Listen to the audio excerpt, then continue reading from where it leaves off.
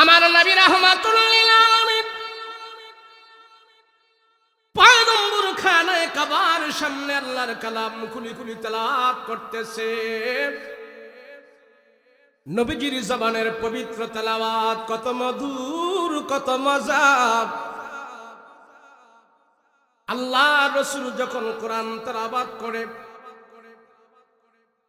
আমিও আপনি যখন কোরআন তেলাওয়াত করো, নবীজি বলেন তোমরা যদি কারো আল্লাহর সাথে কথা বলতে চাও, কেহ কোরআন তেলাওয়াত করতে থাকো। কোরআন তেলাওয়াত করা মানে আল্লাহর সাথে কথা বলা, আল্লাহর সাথে কথাবার্তা বলা, কোরআন তেলাওয়াত করা। রাহমাতুল লিল আলামিনের পবিত্র জবান দিয়ে আমার নবীজি কোরআন কারীমের তেলাওয়াত করতেছে। দীর্ঘক্ষণ পর্যন্ত আল্লাহর নবী কোরআনের তেলাওয়াত করার পর নবীজি কোরআনুল কারীমের তেলাওয়াত বন্ধ করে পিছন দিকে তাকায়া দেখলেন, নবীজির পিছনে লম্বা কালো একটা লোক দাঁড়ানো আছে, মস্ত বড় একজন লোক দাঁড়ানো আছে। নবীজি তার চেহারার দিকে তাকায়া তাকায়া দেখতেছেন, তার চোখ দিয়া পানি টপ টপ করে দুনিয়ার জমিনে পড়া আরম্ভ করে দিয়েছে। রাহমাতুল লিল আলামিন বলে, ও ভাই, কেন এখানে কান্না করো? কারণটা কি? আমার কথায় তুমি কোনো কষ্ট পেয়েছো কিনা? আমার কোন সাহাবী তোমাকে কোনো কষ্ট দিয়েছি কিনা? কেন তুমি আমার পিছনে দাঁড়িয়ে দাঁড়িয়ে কান্না করতেছো? কারণটা কি? তোমার কিসের অভাব, তোমার কিসের দুঃখ তুমি বলো। আমি রাসূল, কারো চোখ থেকে পানি আসবে সেটা সহ্য করতে পারি না। আমি রাসূল কাউকে দুঃখ দেওয়ার জন্য দুনিয়াতে আসি নাই। বলো তোমার কি প্রয়োজন, তুমি বলো, তুমি আমার কাছে বলো। আমি নবীজি তোমার চাওয়া পাওয়া মিটে দেওয়ার চেষ্টা করবো। ওই লম্বা জাদুঘর দাঁড়িয়ে দাঁড়িয়ে শুধু কান্না করতেছে, দাড়িগুলো বিদায় ফেলছি, মুখটা বাসায় ফেলছে। নবীজি বলে, তুমি কাঁদো কেন? কারণটা কি? আমি রাহমাতুল লিল আলামিন, বলো বলো, তুমি আমার কাছে বলো। আমি নবীজি তোমার চাওয়া পাওয়া পুরা করার চেষ্টা করব। বলো। আলহামদুলিল্লাহ,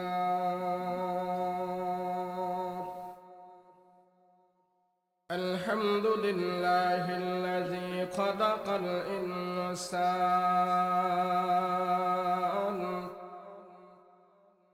ওয়া আল্লামাহুল বায়ান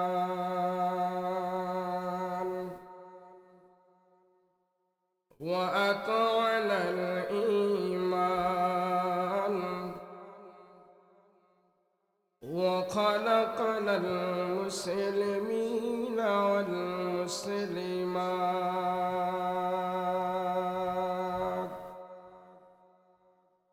সাল্লাল্লাহু তাআলা আলাইহি ওয়া আলা আলিহি ওয়া আসহাবিহি ওয়া আজওয়াজিহি ওয়া আহলি বাইতিহি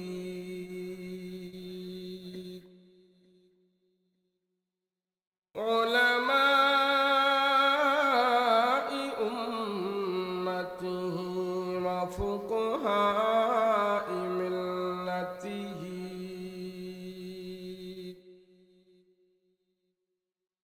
ওয়াল জাবাই তরিকতিহি আজমাউন।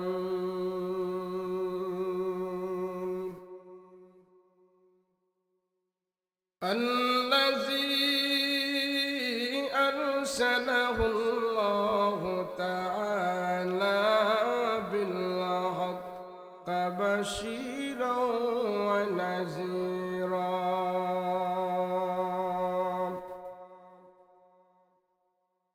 وداعيا إلى الله بإذنه وسراجا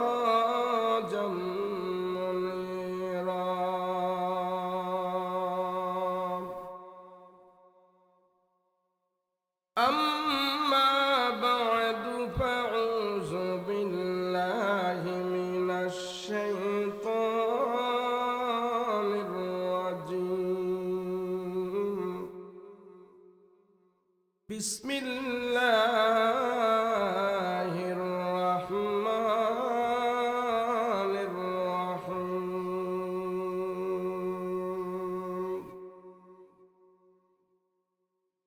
يا أيها الذين آمنوا ادخلوا في السلم كافة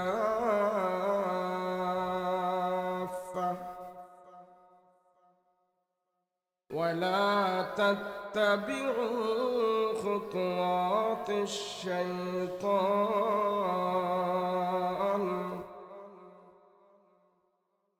إنه لكم عدو مبين.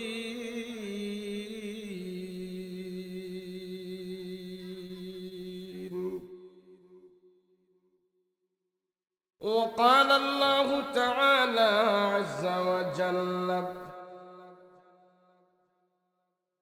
إنا أعطيناك الكوثر فصل لربك وانحر إن شانئك هو الأبتر. قال سيدنا رسول الله صلى الله عليه وسلم: الدنيا خلقت لكم وأنتم خلقتم للآخرة. قال سيدنا عليه الصلاة والسلام: المرء على دين خليله فلينظر أحدكم من يخالل، أو كما قال النبي عليه الصلاة والسلام.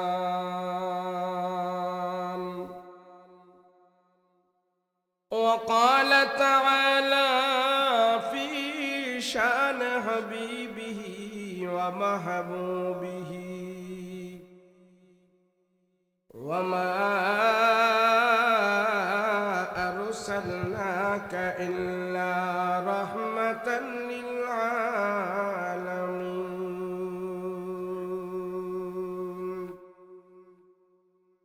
صلى الله على سيدنا ومولانا محمد وعلى آله وأصحابه أجمعين.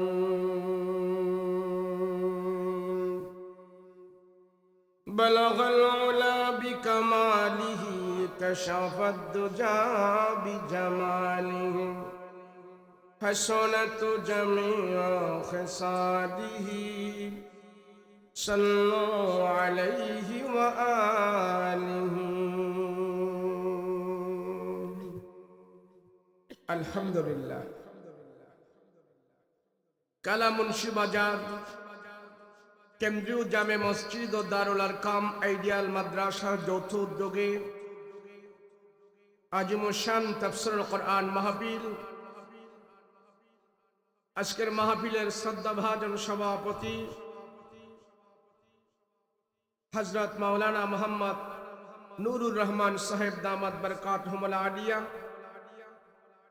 প্রধান অতিথি মোহাম্মদ কামরুল হুদা চৌধুরী লিটন, সম্মানিত উপবিষ্ট দিনদার মুত্তাকি পরহেজগার ভাইয়েরা, পর্দার অন্তরালে অবস্থানরত আমার সাধ্যা মা বোনেরা, আল্লাহ পাকের দরবারে কালেমাত শুকর আদায় করছি। দিল থেকে জবান খুলে আওয়াজ করে সকলে বলি আলহামদুলিল্লাহ।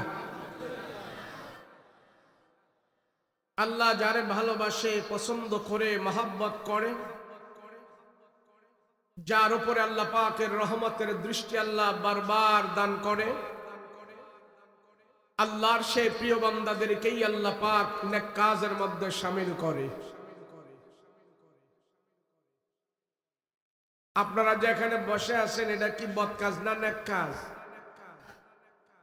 সবাই বলেন না, এইটা আমরা যে মাহফিলে আসি, এটা কি বদ কাজ না নেকের কাজ? কেমনে নেকের কাজ? যতক্ষণ আপনারা এখানে থাকবেন এবং ছিলেন, কেউ 1 ঘন্টা, কেউ 2 ঘন্টা, কেউ আধা ঘন্টা, যে যতটুকুন সময় আপনারা এখানে ব্যয় করছেন, আজকের মাহফিলের 1-2 ঘন্টা আল্লাহর দরবারে গুনাহমুক্ত হয়ে পৌঁছে যাবে। বলেন, আপনারা এখানে বসে কেউ গুনাহ করছেন? কোন গুনাহ হয়েছে? বলছেন যে সবাই দি কয় না, না বৈশা বিড়ি টিড়ি খাইছেন? বৈশা এখানে পাঁচ মাহফিলে বৈশা বিড়ি সিগারেট খায়, কারোরে গালি গালাজ করে,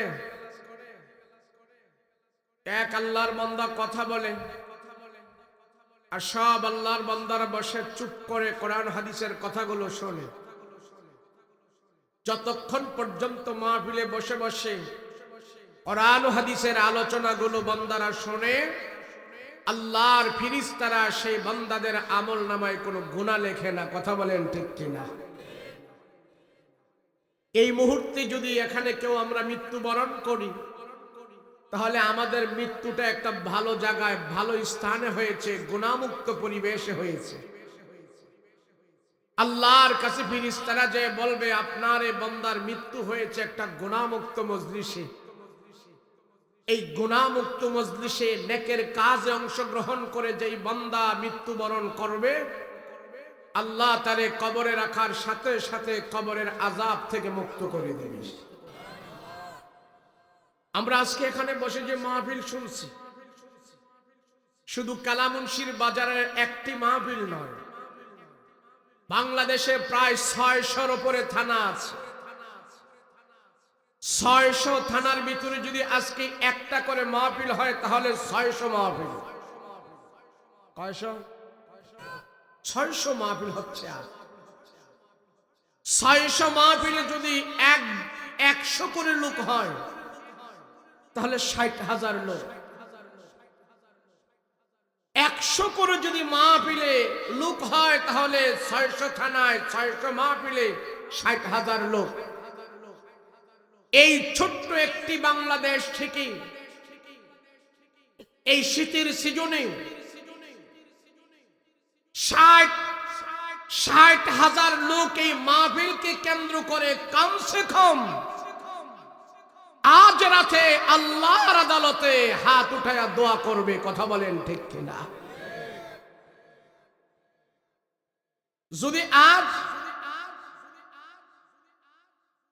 সারা বাংলাদেশে যদি আজকে রাত্রে শুধু মাহফিল বন্ধ করে দেওয়া হয়, তাহলে 60,000 লোকের দোয়া আসমানে যাবে না, বন্ধ করে দিয়েছে। আর যদি 60,000 মানুষ এক রাতে আল্লাহর আদালতে দোয়া করে, মাহফিলকে কেন্দ্র করে, তাহলে এই 60,000 মানুষের 60,000 হাত নয়, 1,20,000 হাত আল্লাহর দরবারে উঠায়া দোয়া করবে। কথা বলেন ঠিক কিনা? আপনি মনে করেন না বাংলাদেশ এমনি এমনি এই দেশ এত সজলা সবলা সুন্দর রয়েছে? ইমানদার, তাওহীদ প্রিয়, আল্লাহ প্রিয় মুমিন মুসলমানেরা রাতের আধারে হাত উঠিয়ে আল্লাহর দরবারে জমিন থেকে দোয়া করে। মুমিন মুসলমানের দোয়ার বদৌলতে আল্লাহ পাক এই দেশকে এখন পর্যন্ত সুজলা সফলা রেখেছেন। কথা বলেন ঠিক কিনা? আলেম ওলামার দেশ, মুসলমানের দেশ, আল্লাহ এবং রসুল প্রেমিকদের দেশ, কোরআনের জন্য এই দেশ উর্বর। আপনি গুগলে চার্জ দেন, বর্তমানে এই বাংলাদেশে 25 লক্ষের উপরে কোরআনের হাফেজ আল্লাহ তৈরি করে দিয়েছে। কয় লক্ষ? জোরে বলুন। 25 লক্ষ। যেই সৌদি আরবে 25 লক্ষ কোরআনের হাফেজ নাই, সারা দুনিয়ার কোন দেশে 25 লক্ষ কোরআনের হাফেজ এ পর্যন্ত হয় নাই। ছোট্ট একটি দেশ, শিশু একটি রাষ্ট্র, এই রাষ্ট্রের ভিতরে আল্লাহ পাকের পক্ষ থেকে আল্লাহ এমন ভাবে কোরআনের জন্য সুযোগ দিয়েছে, 25 লক্ষের উপরে কোরআনের হাফেজ এই দেশে তৈরি হয়ে গিয়েছে।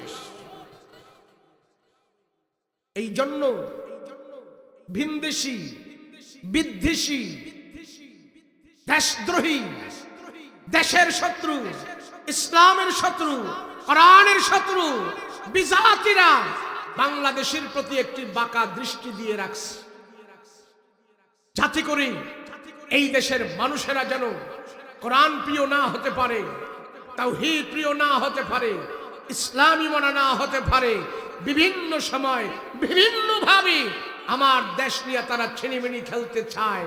আলহামদুলিল্লাহ, যে যেই দল করেন, যে যেই দলে আছেন, সবার ঊর্ধ্বে আমাদের পরিচয় আমরা মুসলমান। কথা বলেন ঠিক কিনা? সবার ঊর্ধ্বে আমাদের কাছে আল কোরআন, সবার ঊর্ধ্বে আমাদের কাছে আমার প্রিয় নবী মুহাম্মদুর রাসূলুল্লাহ সাল্লাল্লাহু আলাইহি ওয়াসাল্লাম। এটা আমাদের সবচেয়ে বড় পরিচয়। সারা দুনিয়াতে কোন ধর্মীয় গ্রন্থের কোন হাফেজ বর্তমানে নাই। আদর্শলিপি 10 পৃষ্ঠা বই, এই 10 পৃষ্ঠা বইয়ের একজন হাফেজ তাম দুনিয়াতে আপনি খোঁজে পাবেন না। গীতা, মহাভারত, রামায়ণ, ত্রিপিটক, দেব, জিন্দা, মেস্তা, বিকাশ, শুলুক, সহিফা, তাওরাত, জাবুর, ইনজিল, যত ধর্মগ্রন্থ আছে কোন ধর্মগ্রন্থের হাফেজ নাই সারা দুনিয়াতে। শুধু বাংলাদেশেই 25 লক্ষের উপরে কোরআনের হাফেজ তৈরি করে দিয়েছেন। আলহামদুলিল্লাহ, এটাই হলো কোরআনের সবচেয়ে বড় মুজিজা, এটাই হলো কোরআনের সবচেয়ে বড় পাওয়ার। আল্লাহ পাক দেখাই দিয়েছেন। এত শত্রু, এত বিরুদ্ধে, আজ থেকে 1500 বছর আগে এই কোরআনুল কারীমকে স্তব্ধ করে দেওয়ার জন্য যত ষড়যন্ত্র হয়েছিল মক্কা মদিনায়, যত ষড়যন্ত্র হয়েছিল আরব দেশে, সব ষড়যন্ত্রকে আল্লাহ পাক ধূলিসাৎ করে দিয়ে সুদূর আরব থেকে নোয়াখালী পর্যন্ত আল্লাহ ইসলামের বাণী, কোরআনের বাণী পৌঁছে দিয়েছেন। কথা বলেন ঠিক কিনা? আমরা ঈমানদার, আমরা মুসলমান, আমরা তাওহীদের উপর বিশ্বাসী। আমরা মনে রাখতে হবে যে যতই বিরোধিতা করো, কোরআনের সাথে বিরোধিতা করে কোনো বেড়ায় টিকতে পারে না, পারবেও না। কথা বলেন ঠিক কিনা? আমার রাসূল সাল্লাল্লাহু আলাইহি ওয়াসাল্লাম কি আল্লাহ যেই জমিনে প্রেরণ করেছেন, সেই জমিন আরবি জমিন, সেই জমিন মক্কার জমিন। আমার রাসূল থেকে নিয়ে ঈসা আলাইহিস সালাতু ওয়াস সালাম পর্যন্ত এই একটা সময় দুনিয়াতে নবী রাসূল আসে নাই। ঈসা নবী থেকে নিয়ে আমাদের নবী পর্যন্ত 600 বছরের এখানে একটা গ্যাপ ছিলেন। কয়শো বছর? জোরে বলেন, কয়শো বছর? এই 600 বছরের ভিতরে পৃথিবীতে কোনো নবী আসে নাই, কোনো আসমানি গ্রন্থ আসে নাই, কোনো রাসূল আসে নাই। 600 বছর যখন পৃথিবীতে কোনো নবী রাসূল আসে নাই, না থাকার ফলে 600 বছরের ভিতরে মানুষগুলোর চরিত্র হিংস্র জানোয়ারের থেকেও আরো বেশি নিকৃষ্ট হয়ে গিয়েছিল। কয়শো বছর? জোরে বলেন, কয়শো বছর? এই জিনিসটা মনে রাখবেন। ঈসা নবী থেকে নিয়ে আমাদের নবী পর্যন্ত 600 বছরের একটা গ্যাপ ছিল। এই 600 বছরে ওয়াজ মাহফিল ছিল না, মাদ্রাসা ছিল না, খতিব ছিল না, বয়ান করনেওয়ালা ছিল না, দাওয়াত দেনেওয়ালা ছিল না। আসমানি গ্রন্থ বুঝি বুঝি মানুষদের কানে ইসলামের বাণী পৌঁছার, তাওহীদের বাণী পৌঁছানোর মতন কোন পরিবেশ ছিল না। না থাকার ফলে এই 600 বছরের ভিতরে যেই মানুষগুলো জন্মগ্রহণ করেছে, সমাজের ভিতরে বসবাস করেছে, ইতিহাস সাক্ষী দেয় এই মানুষগুলোকে আইয়ামে জাহেলিয়াতের যুগের মানুষ বলা হয়। আইয়ামে জাহেলিয়াতের যুগ বলতে আমরা কি বুঝি? জাহালাত কারে বলে? কিছু নমুনা যদি আপনারা শোনেন তো বুঝতে পারবেন। কোরআন ছাড়া, আল্লাহ ছাড়া, নবী রাসূল ছাড়া, ইসলামিক পরিবেশ ছাড়া জাহেল কিভাবে মানুষ হয়।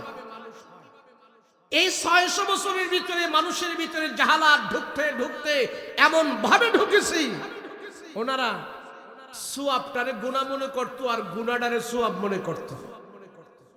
কেমনে জানেন? মদ খাওয়াটাকে তারা, নেশা করাটাকে তারা খুব নম্রতা ভদ্রতা মনে করত।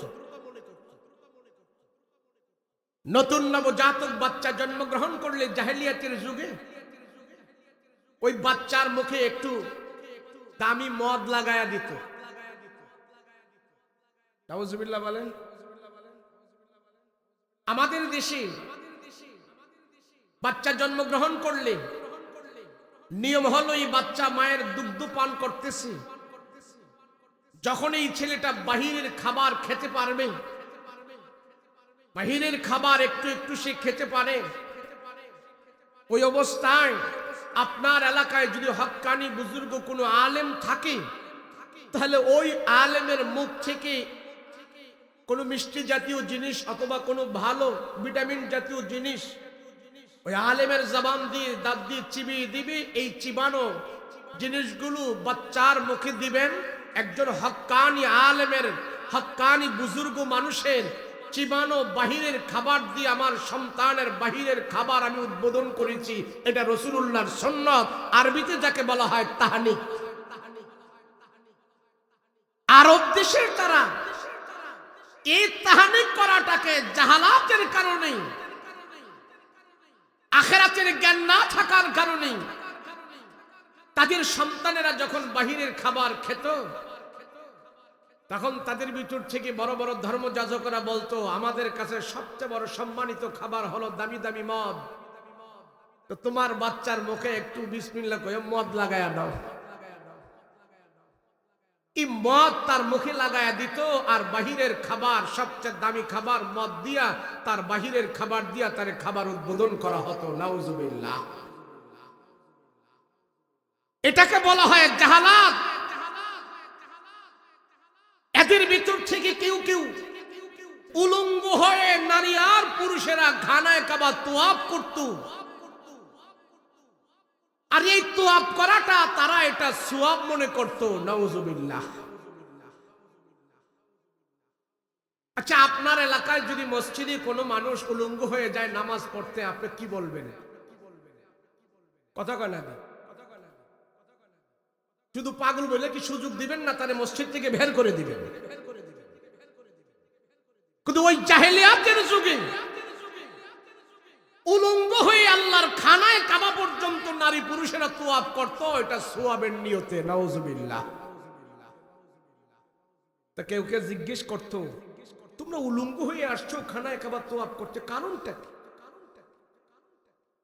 বলে, আমরা উলঙ্গ হয়ে আসছি এই জন্য জামা কাপড় পরে আমরা অনেক গুনাহ করেছি, জামা কাপড় পরে আমরা অনেক খারাপ কাজ করেছি। খারাপ তো করেছি জামা কাপড় পরে, এই জামা কাপড় পরে যে আমরা আল্লাহর নাফরমানি করেছি, খারাপ করেছি, জিনা করেছি, ব্যভিচার করেছি, এই সমস্ত জামা কাপড় নিয়ে কি আল্লাহর ঘরে যাওয়া যায়? সেজন্য গুনাহযুক্ত সব জামা কাপড় গুলো খুলে আমরা দূরে রেখে উলঙ্গ হয়ে সোয়াবের নিয়তে আমরা আল্লাহর খানায় কাবায় ঢুকেছি। নাউজুবিল্লাহ। তাদের যদি জ্ঞান থাকতো, তাদের যদি ব্রেন থাকতো, তাদের কাছে যদি আসমানি ইলম থাকতো, আল্লাহ প্রদত্ত জ্ঞান থাকতো, তাহলে তারা এটা বুঝতো, হায় হায় জামা কাপড় পইরা গুনাহ করছি, এর জন্য জামা কাপড় খুইলে আমরা আল্লাহর খানায় কাবায় ঢুকলাম। তো যেই যন্ত্রপাতি দিয়া গুনাহ করছি সেগুলিও তো কাইট্টা লাওয়ার দরকার ছিল। কথা বলেন ঠিক কিনা? এতটুকু ব্রেন তাদের নাই। কেন? আসমানি ইলম তাদের কাছে নাই, ওহীর জ্ঞান তাদের কাছে নাই। না থাকার ফলে সেই মানুষগুলো অসভ্য, জাহেল, দুর্নীতিবাজ, এমনকি ইতিহাসের পাতায় কিয়ামত পর্যন্ত এই মানুষগুলোকে সব ধরনের মানুষেরা তাদেরকে বলে আইয়ামে জাহেলিয়াতের যুগের মানুষ। বলেন, তাদের কাছে কি না থাকার কারণে? আসমানি ওহীর জ্ঞান না থাকার কারণে। কথা বলেন ঠিক কিনা? আজকে এই সমাজেও যদি আসমানি জ্ঞান না থাকে, কোরআনের জ্ঞান না থাকে, আল্লাহ প্রদত্ত ওহীর জ্ঞান না থাকে, নবী রাসূলের জ্ঞান না থাকে, এই ডিজিটাল যুগে এসেও এই সমাজের মানুষগুলো জাহেলে পরিণত হয়ে যাবে। কথা বলো ঠিক কিনা? তাহলে সমাজ শান্তি প্রতিষ্ঠা করার জন্য আল্লাহর কোরআনের ওহী প্রদত্ত জ্ঞান লাগবে। কথা বলেন ঠিক কিনা?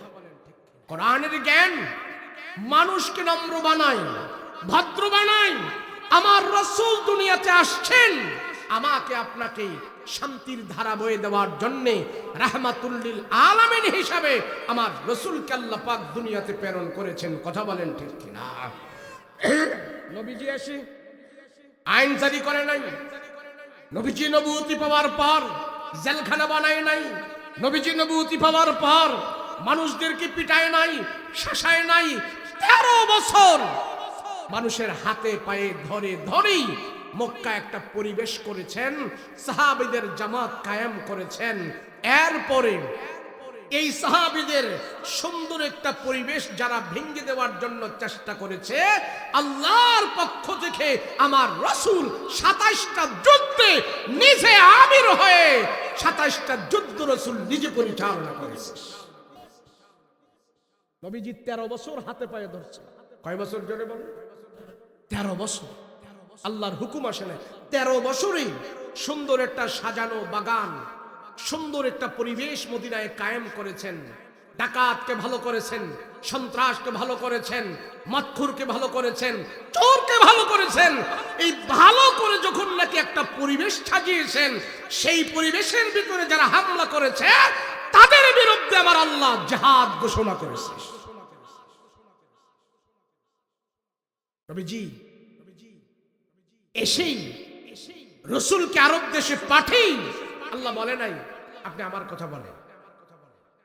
এক এক করে 40 বছর আরবের লোকের আমার রাসূলুল্লাহকে দেখছে। তারা অনেক যাচাই করেছে, অনেক বাছাই করেছে।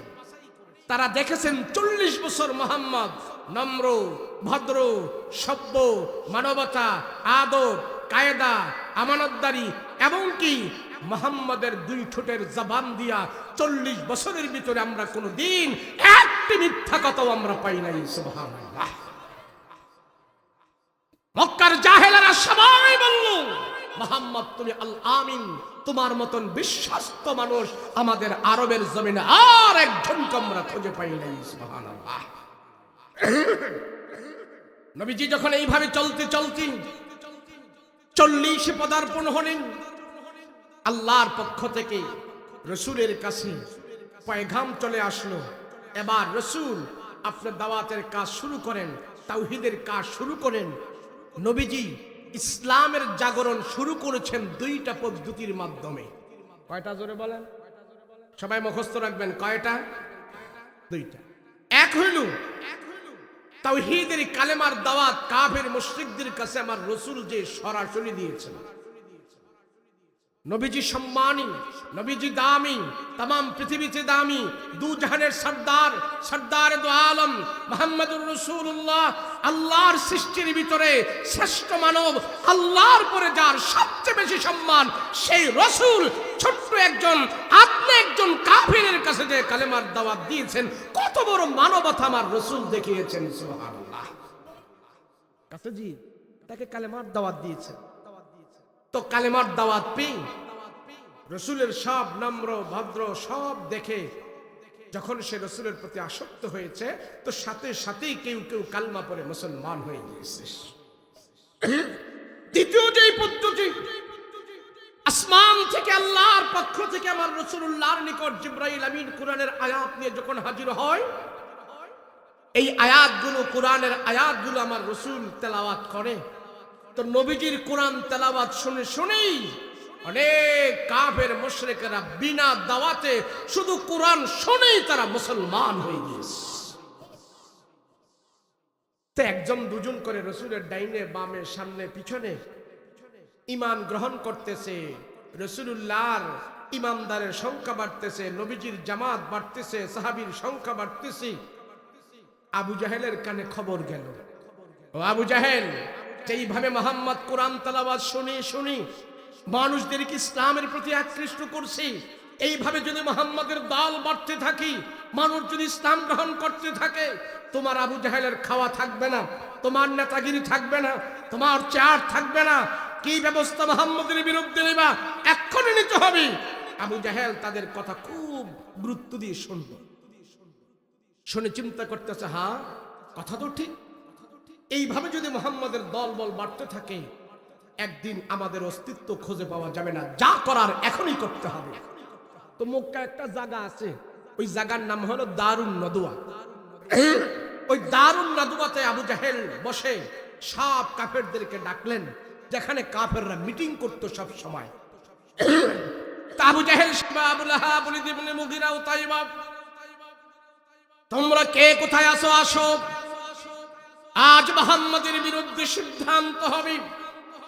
সবাই ডাইকাইনা বলতেছে, মোহাম্মদ যে এইভাবে মানুষদেরকে ইসলামের কথা বলতেছে, দল যে বড় হচ্ছে, এর ব্যাপারে তোমাদের কি সিদ্ধান্ত? একজনে কয়, আমরা উমুক করতে পারি, তুমুক করতে পারি, মোহাম্মদরে আমরা বুঝাবো, এই করব সেই করব, আমরা মানুষদেরকে বাধা দিব। আবু জাহেল কয়, তোমাদের সব কথা আমি শুনছি, আমার একটা ব্যক্তিগত পরামর্শ, তোমরা যদি মানো, আমার মন বলে তোমরা সফল হবে। বলে কি? বলে আমরা যদি মক্কার অলিতে গলিতে পয়েন্টে পয়েন্টে মোড়ে মোড়ে বসে বসে নেতারা দায়িত্ব নেই, মক্কায় যত বহিরাগত মানুষ আসে সবাইকে যদি আমরা বুঝাই মোহাম্মদ একটা পাগল, এই পাগলের কাছে তোমরা যাও না। যদি মানুষকে আমরা পাগল বলে মোহাম্মদের কথা, মোহাম্মদ সম্পর্কে পাগল বলে এই তুহমতরা যদি আমরা জনগণকে খাওয়াই দিতে পারি, তাহলে পাগলে যত দামি কোরআনের তেলাওয়াত করুক না কেন, কেউ আর এটা অ্যাকসেপ্ট করবে না। পাগলে কত কিছুই কয়, গ্রহণ করবে না কেউ আর। আবু জাহেল, লোকবা সাইবা তারা বলল, আবু জাহেল যখন এই কথা বলল, সব কাফেররা বলল, ইয়েস স্যার, আমরা এই কথার উপরে একমত হই। মক্কায় যত বহিরাগত মানুষ আসে, নবীজি শেষ নবী, শ্রেষ্ঠ নবী, দুজাহানের নবী, আব্দুল্লাহর বেটা মুহাম্মদের পরে আর নবী হবে না। এই কথা যখন সারা আরবে এলান হয়ে গেল, দূর দূরান্ত থেকে ছোট বড়, জুয়ান বুড়া, করা নারী পুরুষ সব দল বেঁধে বেঁধে আসতেছে মুহাম্মদকে দেখার জন্য, আর তাদেরই বাধা হয়ে দাঁড়াইছে। আবু জাহেল বলে, যাইও না, যাইও না। বলে, কে? কত পাগল, পাগলের কাছে যায় লাভ নাই, যাও বাড়িতে যাও। জনগণ তো সব বোকা না, তো জনগণ বলতেছে, আহা পাগল হয়েছে, কি হয়েছে, অসুবিধা নেই, আমরা দূর থেকে আসছি তো, আমরা পাগলটারে একটু দেখা যাবো, সুযোগ দেন। সব নেতারা খুব ভালো করে পথ বাধা দিল, কেউ যত খানায় কাবায় না ঢুকতে পারে। তো জনগণ চিন্তা করতেছে, হায় হায়, মক্কার বড় বড় সর্দারেরা যেহেতু মোহাম্মদকে পাগল বলতেছি, তাহলে মোহাম্মদ ছোটখাটো পাগল হইব না, এটা বড় পাগল হইব। আর আমরা আসছি যেহেতু, বড় পাগলটারে আমরা এক নজর দেখেই যাব। সুবহানাল্লাহ। সব নেতাদের কথা আবার ঠিক করে জনগণ খানায় কাবার ভিতরে ঢুকে গেছে। ঢুকে আমার রসুলকে খুঁজতেছে। আবু জাহেলরা বলল, পাগল, দেখি পাগলটা কোথায় কোথায় কোথায়। খুঁজতে খুঁজতে জি তারা পাইলেন আমার রসুলকে। নবীজি হাতিমি কাবার উপরে বসে খানায় কাবা সামনে রেখে আল্লাহর কালাম তেলাওয়াত করতেছি। আমার রসুলুল্লাহর চেহারা মুবারকের আলো খানায় কাবার দেয়ালের মধ্যে যায় লেগে আছে। নবীজির চেহারার আলো দিয়ে পুরাটা খানায় কাবার দেয়াল আলোকিত হয়ে আছে। সব জনগণ চিন্তা করতেছে, হায় হায়, এমন সুন্দর চেহারার মানুষ কিভাবে পাগল হয়? যে পাগল তার চেহারা থাকবে ফ্যাকাশে, চুলগুলো আলো জালো, জামা কাপড় ভাড়া ছেটা, তো মোহাম্মদের তো এমন কিছুই নেই। এই মানুষটা কিভাবে পাগল হয়? জনগণ এবার শক্ত করে বসলো, না এখানে মনে হয় কোনো রহস্য আছে। মনে করছিলাম মক্কার বড় বড় সর্দারেরা বলতেছে সেই জন্য মোহাম্মদ বড় পাগল হবে, তার চেহারায় তো পাগল বোঝা যায় না।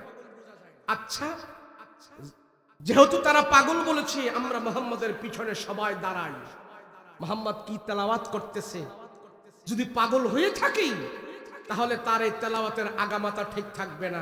কেননা পাগল কতক্ষণ গান গায়, কতক্ষণ গজল গায়, একবার হিন্দি কয়, আরেকবার বাংলা কয়, আরেকবার আরবি কয়, এখান থেকে এক কলি, ওখান থেকে আরেক কলি, দাড়ি কমা ঠিক নাই। তো মুহাম্মদ যদি পাগল হয়ে থাকি, মুহাম্মদের এই তেলাওয়াতের ভিতরে আমরা বুঝতে পারবো এটা কি পাগল নাকি আসলে ভালো মানুষ।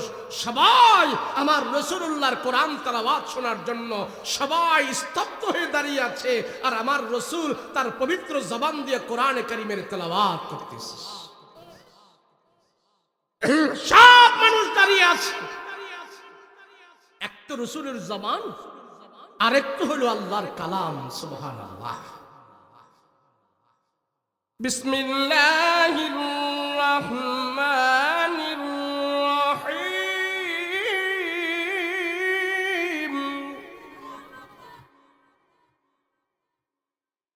আর রহমান আল্লামাল কুরআন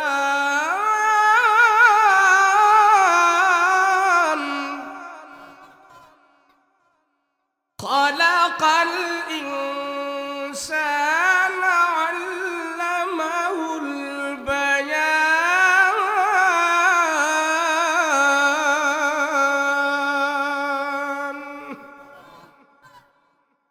এটা তো আমরা বললাম।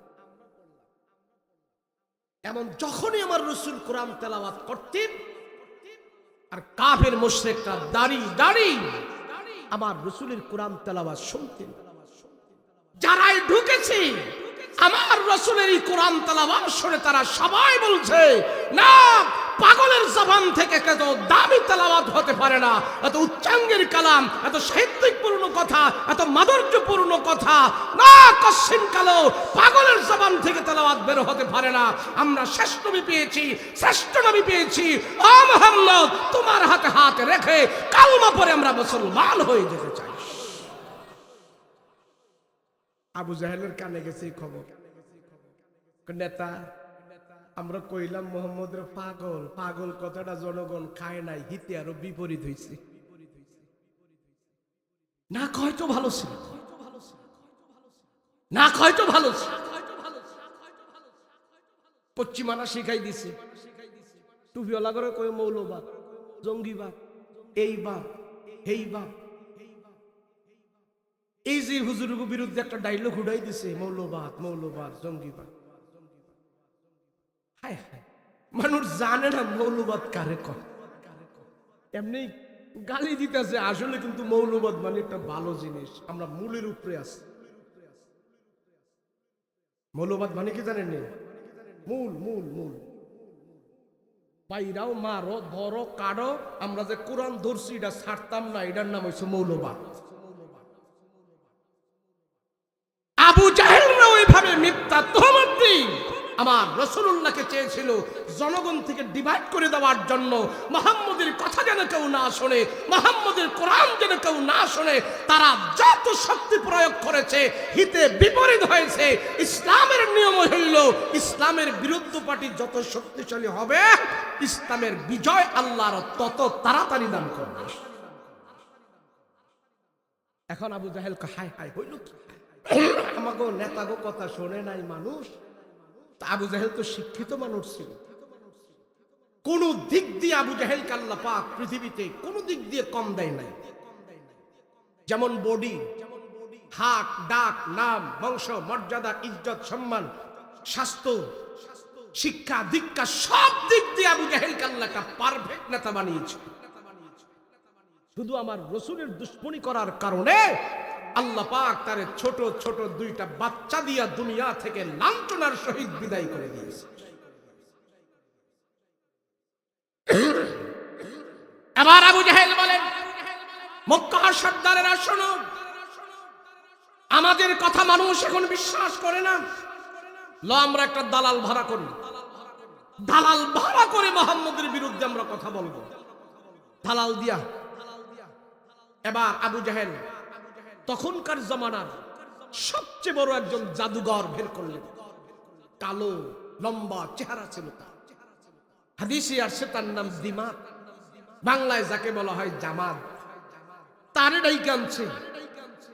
আবু জাহেল বলে তোমার দিনার দিরহাম আশরাফি মুদ্রা যা চাও তা দিব, তুমি শুধু আমাদের শেখানো কিছু জিনিস মুহাম্মদের বিরুদ্ধে বলবা, পারবা? বলে স্যার কি বলেন, আপনি বললে কেন না পারি? বলে কি? বলে শুধু মুহাম্মদ যে কোরআন তেলাওয়াত করে এগুলি যেন জাদুর মন্ত্র, সব মানুষকে তুমি বলবা, তোমার কথা আমাদের থেকে আরো মানুষ গ্রহণ করবে, বিশ্বাস করবে। তো রুমালের মধ্যে দিনার দিরহাম আশরাফি মুদ্রা আবু জাহেল তারে দিয়া পাঠাইছে, যা। তো ও আস্তে আস্তে করে খানায় কাবায় গেছে, মোহাম্মদ কো, আজকে মোহাম্মদের বিরুদ্ধে বলবো, মোহাম্মদ যেন জাদুঘর, মানুষদেরকে বুঝাইয়া যাব। ঢুইকা সেটা দেখতেছে আমার রসুল আল্লাহর কালাম তেলাওয়াত করতেছি। জাদুঘর মনে মনে চিন্তা করলো, কোনদিন মোহাম্মদের এত কাছে আর আসি নাই, আজকে যেহেতু দালালি করার সুবাদে মোহাম্মদের এত কাছে আসছি, দেখি মোহাম্মদ কি পড়তাছে, কি তেলাওয়াত করে, এগুলো একটু ভালো করে শুনি, এরপরে মোহাম্মদকে জাদুঘর বলতে আমার সুবিধা। আরে ভাই, কোন আলেম ওলামাকে আপনি দূর থেকে খারাপ মনে করেন না, কাছে যায় আলেম ওলামার 10 মিনিট আলেম ওলামার কাছে থাকবেন, দেখবেন আপনারে আলেম ওলামারা কি দিব জানেন? একটু আতর লাগাই দিব, একটা মেসওয়াক দিব, 2টা খেজুর দিব, একটু মধু দিব, ভালো ভালো জিনিস দিয়ে আপনারা মেহমানদারি করবে। আল্লাহর ফজলে 10 মিনিট এমনও মানুষ আছে 10 মিনিট আলেমের কাছে বসার পরে তার 50 বছরের জিন্দগির কথা ভুলে গিয়া সেই আলেমের হাতে হাত ধরে এখন সে তাহাজ্জুদের নামাজ পড়ে।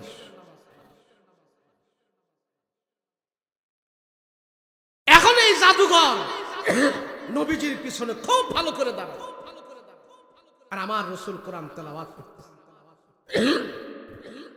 আমার নবী রাহমাতুল লিল আলামিন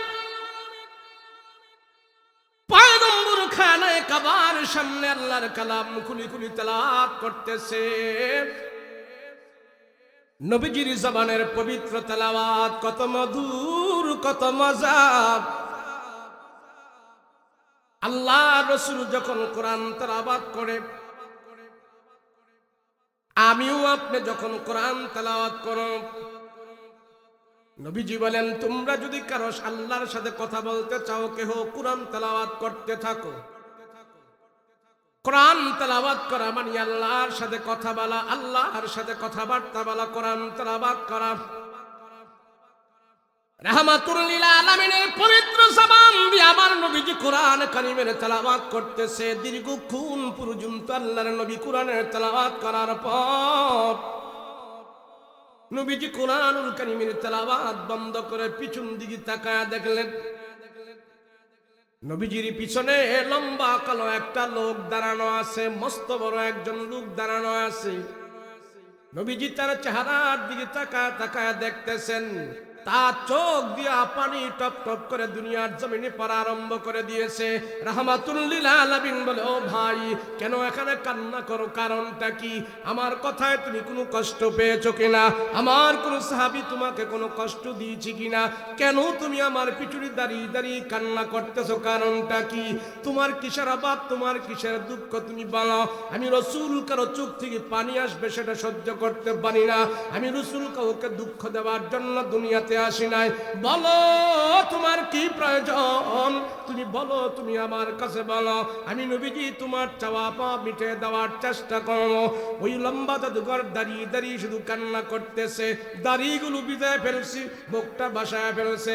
নবীজি বলে, তুমি কাঁদো কেন, কারণটা কি? আমি রাহমাতুল লিল আলামিন, বলো বলো, তুমি আমার কাছে বলো, আমি নবীজি তোমার চাওয়া পাওয়া পুরা করার চেষ্টা করব। বলো।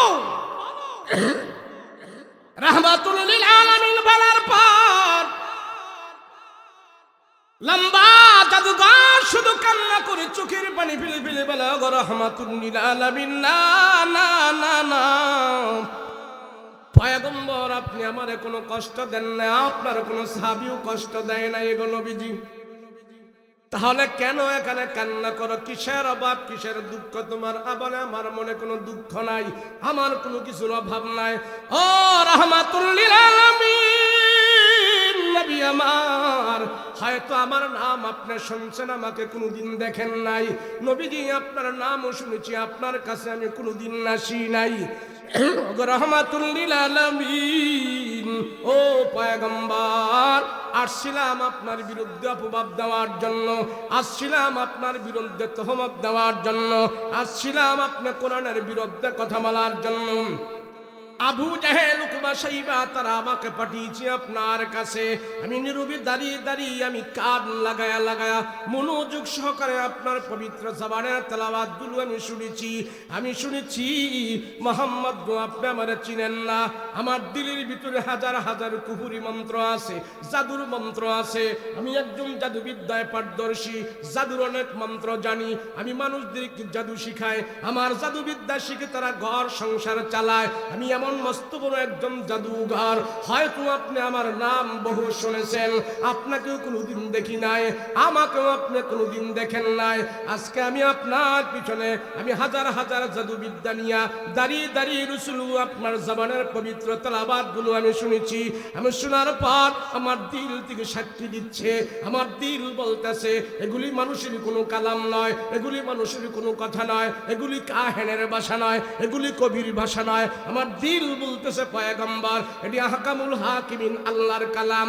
এই মুহূর্তে আপনার কোরআনের তেলাওয়াতগুলো আমার দিলের ভিতরে ঢুইকা সব জাদুর মন্ত্রগুলো ধুয়া মুছা পরিষ্কার করিয়া আমার দিলের ভিতরে আল্লাহ তাআলা হেদায়েতের নূর, কোরআনের নূর আল্লাহ ঢোকাই দিছে।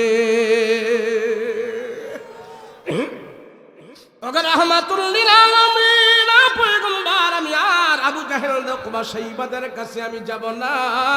আমি সিদ্ধান্ত নিয়েছি রাসূল গো, আমি সত্য পয়গম্বর পেয়েছি, আখির জামানার নবী পেয়েছি। ও রাহমাতুল লিল আলামিন, আপনি যদি আমাকে অনুমতি দেন, আমার নাপাক হাতটা আপনার পবিত্র হাতের সাথে লাগাইয়া আপনি আমারে কালমা পড়ায়া মুসলমান বানায় দেন। আপনার জবান থেকে আমি কালমা পড়ে মুসলমান হয়ে যেতে চাই। আল্লাহু আকবার। আবু জাহেলের কাছে খবর গেছে, হায় হায়, যে জাদুঘরকে আমরা টাকা টোকা দিয়ে ফাড়াইলাম, ওই জাদুঘর রে মুহাম্মদের জাদুতে কাবু কইরা লইস। হায়, আমাকে এত বড় জাদুঘর মুহাম্মদের জাদুতে কাবু হইয়া গেছে। আবু জাহেলের মাথা নরম না গরম? কথা কয় না, নরম না গরম? আবু জাহেলের চিন্তা হইল একটা, মুহাম্মদের দল যদি বড় হয়ে যায় আমার মাথা বুড়ি শেষ। কথা বলেন ঠিক কিনা? আবু জাহেল হারামের চত্বরে দাঁড়িয়ে ঘোষণা করলো,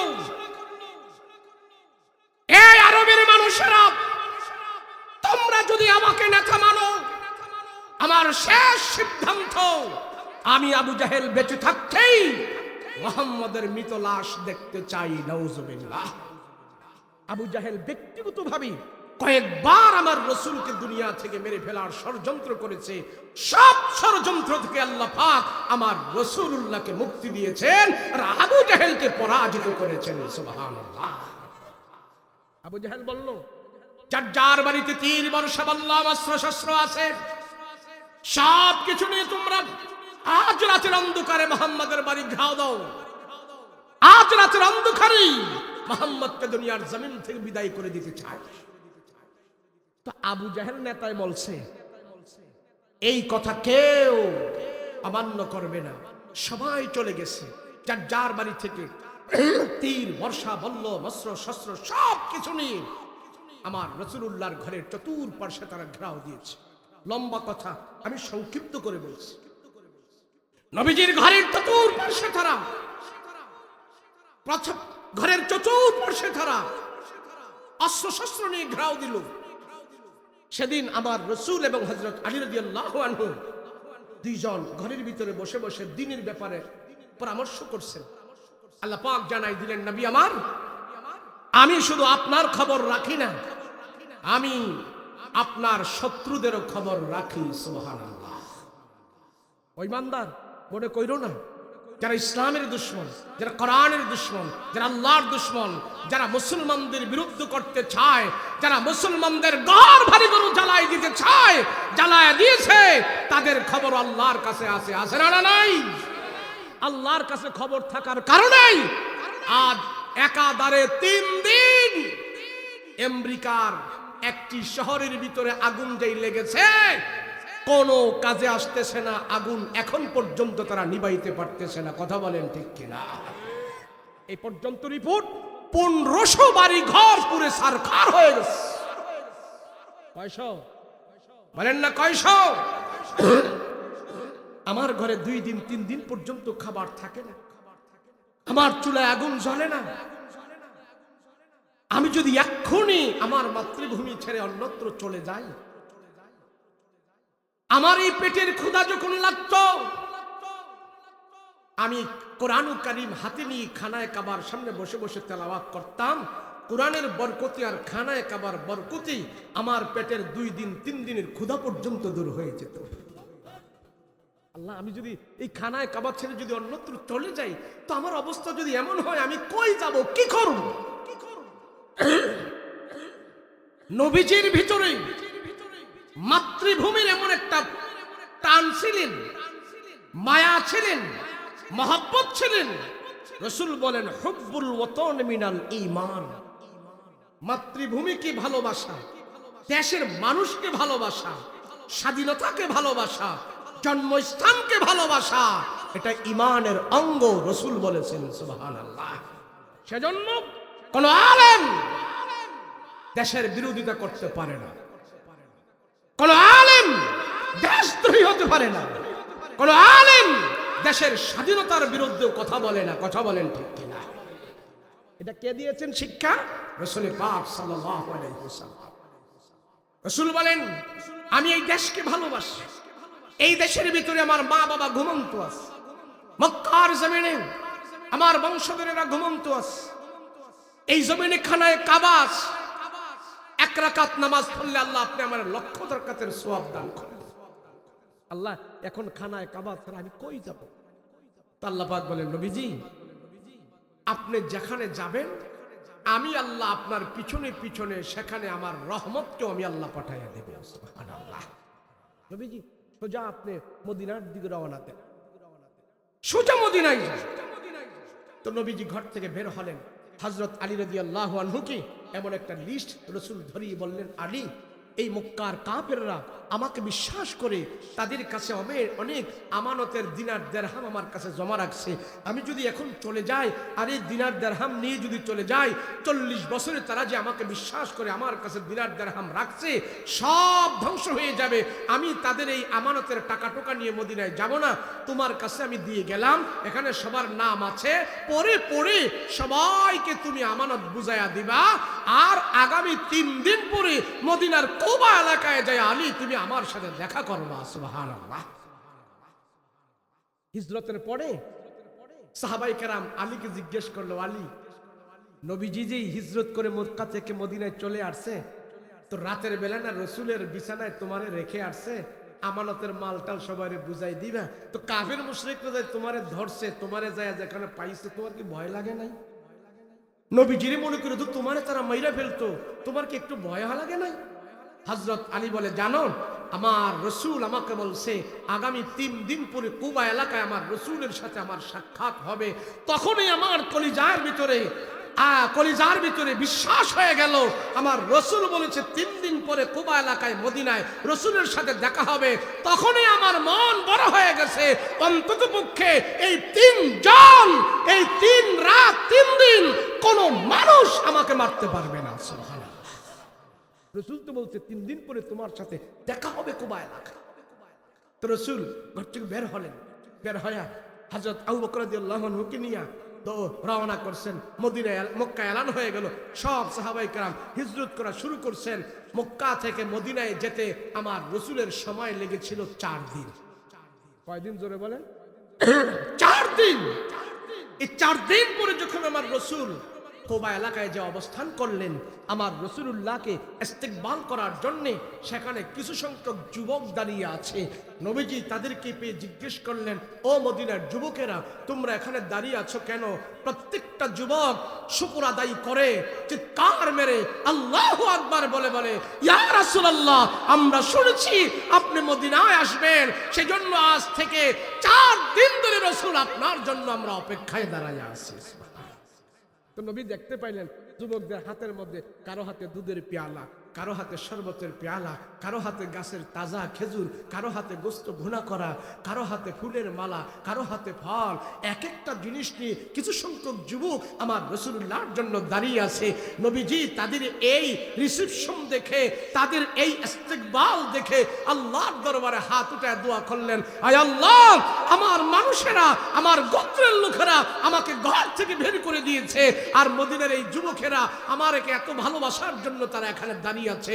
আল্লাহ, মদিনার মানুষদেরকে কবুল করো, তাদের জানে মালে বরকত দাও, তাদের জমিনে বরকত দাও, তাদের ফসলে বরকত দাও। আল্লাহ আমার রাসূলের দোয়া এমন ভাবে কবুল করেছে, মদিনায় যাদের বাগানে 3 মাস খেজুর আসতো, যাদের বাগানে 6 মাস খেজুর আসতো, রাসূলুল্লাহর বরকতে মদিনায় এখন 3 মাস আর 6 মাস নয়, 12 মাস খেজুরের ব্যবস্থা হয়ে গেছে।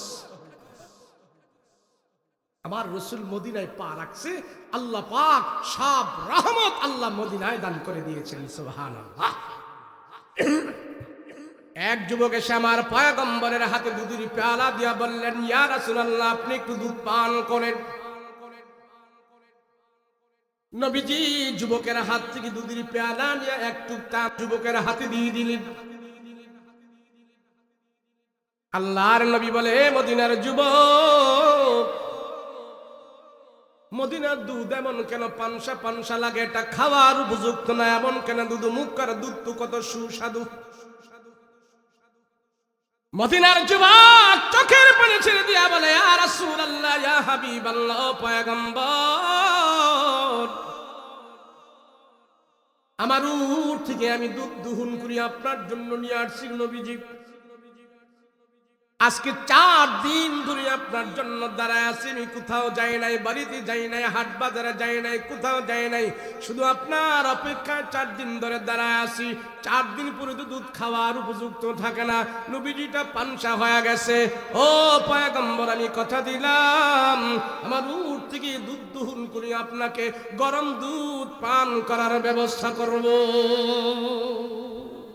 রাসূল তাদের এই ভালোবাসা দেখে আশ্চর্য হয়ে গেল। সাথে সাথেই মদিনার যুবকদের জন্য আল্লাহর রাসূল এক্সট্রা ভাবে দোয়া করছে। এক যুবক এসে আমার পয়গম্বরের হাতে ধরলেন, ইয়া রাসূলুল্লাহ, নবী গো, আমার দিলের তামান্না, আমার বাবা আপনাকে পাঠিয়েছে, আমার বাবা এখানে আমাকে পাঠিয়েছে, আমার বাবা অসুস্থ মানুষ, ঘরের ভিতরে বসা আছে, আমার বাবা আসতে পারে নাই, আপনাকে ইস্তেকবাল করার জন্য আমার বাবা পাঠিয়েছি। আর আমার বাবা বলেছে আপনার জন্য বকরির গোশত পাক করে বসে আছে, আপনি না যাওয়া পর্যন্ত আমার বাবা গোশতে হাত লাগাবে না, খাবার খাবে না।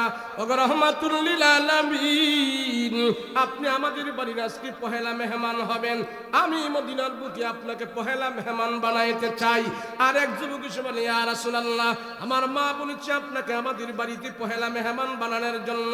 আর এক যুবক এসে বলে, ইয়া রাসূলুল্লাহ, ওই তো পাহাড়ের উপরে আমাদের বাড়ি, নবী গো, আপনি আমাদের বাড়ির মেহমান হবেন। আর এক যুবক এসে বলে, ইয়া রাসূলুল্লাহ, ডান দিকে আমাদের বাড়ি, আমার বাড়িতে আপনি পহেলা মেহমান হবেন। আর এক যুবক এসে বলে, বাম দিকে আমাদের বাড়ি, নবী গো, আমাদের বাড়িতে পহেলা মেহমান হবেন। মদিনার সব মানুষগুলো পয়গম্বরকে পেয়ে পহেলা মেহমান বানায় নবীজির বরকত নেওয়ার জন্য সবাই কারাকারি লাগছে, নবীর পহেলা মেহমান বানাবো, নবীর আমার ঘরের মেহমান বানাবো। রাহমাতুল লিল আলামিন চিন্তায় পড়ে গেল, ও আল্লাহ, মদিনার যুবকেরা আমাকে এত ভালোবাসা দেখাইতেছেন, এত সম্মান আমাকে করতেছে, আমি নবীজি ইচ্ছা করে যদি আজকে তার বাড়ির মেহমান হই, তার মনটা খারাপ হতে পারে, তার ঘরের মেহমান হলে তার মনটা খারাপ হতে পারে। আল্লাহ, আমি এখন করব কি? সবার মন আমি কেমনে রক্ষা করব? তাৎক্ষণিকভাবে আমার পয়গম্বরের মাথার মধ্যে সুন্দর বুদ্ধি চলে আসলেন। নবীজি মদিনার যুবকদেরকে ডাক দিয়া বলে, আরো যারা আছেন মদিনার সাহাবীরা, সবাই আনসার সাহাবীদেরকে ডাক দিয়া বলে, হে মদিনার যুবকেরা শোনো, আমি রহমাতুল লিল আলামিন সাহাবীদের জামাত নিয়া, ঈমান নিয়া, আমল নিয়া আল্লাহর হুকুমে মক্কা ছেড়ে মদিনায় চলে আসছি। আমি আজকে নবীজি ইচ্ছা করে কারো বাড়িতে মেহমান হব না।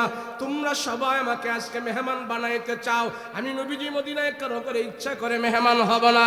আমি যে উট দিয়া মক্কা থেকে মদিনায় আসছি, আমি নবীজি উটির উপরে বসা থাকবো, আমার সাহাবীরা দুই পাশে তারা থাকবে, আমরা চলতে থাকবো, সবাই দুরূদ শরীফ পড়তে থাকবে, আমার উট চলতে থাকবে। এই উটটা চলতে চলতে মদিনায় যায় যার বাড়িতে বসে পড়বে, আমরা সবাই তার বাড়ির মেহমান হয়ে যাব। আল্লাহু আকবার। নবীজি সবার মন রক্ষা করবেন, সবাইকে সান্ত্বনা দিবেন। নবীজি সবার কাছে প্রিয়, সবাই মেহমান বানাইতে চাচ্ছে। রাসূল বললেন, আমি যদি ইচ্ছা করে তার ঘরে যাই, তার মনটা খারাপ হবে। আমি যদি ইচ্ছা করে এই যুবকের বাড়িতে যাই, মদিনার ওই যুবকের মনটা খারাপ হতে পারে। তো রাসূল বললেন, আমি উটের উপরে থাকবো আর তোমরা চলতে থাকবা, আমার জন্য আমার উপরে দুরূদ পড়তে থাকবা। তো রাসূল উটের উপরে বসা আছে, আবু বকর ডান পাশে, হযরত ওমর বাম পাশে, আর অন্যান্য সাহাবীরা ডাইনে বামে পিছনে চলতেছে মদিনায়। রাসূলের উপরে দুরূদ পড়তেছেন, চলতেছেন। ওটটা সমতল ভূমি দিয়া চলতেছি, চলতে চলতে উট আবার একটু পাহাড়ের উপরে উঠলেন। উঠার পরে একটা দোতলা বাড়ির সামনে উটটা হাঁটু ধরে বসে গেছে। রাসূল উটের লাগাম ধরে টান দেয়, উঠো, উঠে না। আর জোরে টান দেয়, উঠো, উঠে না। আরো টান দেয়, উট আরো শক্ত করে বসে গেছে। রাসূল বুঝতে পেরেছেন এই উট এই বাড়িতে বসে গেছে, অতএব আল্লাহ তাআলা আমাদের সবাইকে এই বাড়ির মেহমান বানিয়ে দিয়েছে। নবীজি ডাকলেন, এই বাড়িওয়ালাকে। একজন হাত উঠালে, ইয়া রাসূলুল্লাহ, এই বাড়ি আমার। রাসূল বলে, আবু আইয়ুব আনসারী, তোমার বাড়ি এটা? বলে, ইয়া রাসূলুল্লাহ, এটা আমার বাড়ি। নবীজি বলে, আবু আইয়ুব, তোমার বাড়িতে বিনা দাওয়াতে আল্লাহ পাক আমাদের সবাইকে মেহমান বানিয়ে দিয়েছেন, তুমি খুশি না বেজার? আবু আইয়ুব আনসারী বলে, ইয়া রাসূলুল্লাহ, এক্ষুনি যদি কেউ আমাকে তামাম পৃথিবীটা বিক্রি করে দেয়, আমি এমন খুশি হব না। আমার রাসূল আমার বাড়ির মেহমান হওয়ার পর আমি যেই পরিমাণ খুশি হয়ে গেছি। রাসূল বলে, আবু আইয়ুব, মক্কারি মুসলমান ভাইরা, দেখো না, তাদের পাতেও খাবার দাবার যা ছিল সব শেষ হয়ে গেছে।